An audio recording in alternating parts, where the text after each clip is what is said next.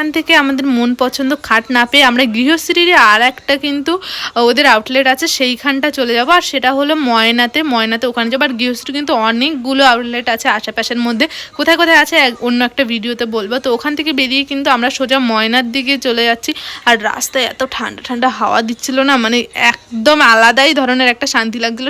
কিন্তু আমরা পৌঁছে গেছি ময়নার মধ্যে গৃহশ্রীর যে স্টোরটা আছে ওইখানটা। আর এখানটা এসে কিন্তু আমি সবার প্রথমেই দেখে নিচ্ছিলাম আলমারি, দিদি ওয়ার্ড্রপ দেখছিল, আবার সেরকমই এখানে ডাইনিং টেবিল ছিল। আর এখানে এই একটাই খাট ছিল, সেটাই আমরা দেখছিলাম। ছোট ছোট শোকেস অনেক আগের মডেলের, যেটা আমার শ্বশুরবাড়িতে অলরেডি রয়েছে। আমার মামা জানা তো আমাকে শোকেস দিয়েছিল, আমার মাম্মাম যখন আমার পেটে ছিল তখন আমার স্বাদের সময় গিফট দিয়েছিলাম। আর এখানে কিন্তু এই যে এই ওয়ার্ড্রপটা কিন্তু আমার হেভি পছন্দ হয়েছে। আর এইটার দাম ছিল, ওখানে লেখা ছিল 39,000 টাকা ডিসকাউন্ট দিয়ে। আর আমাদের জন্য প্রাইসটা আলাদা থাকে, কারণ আমাদের সাথে ওই দাদাটার আলাদাই সম্পর্ক,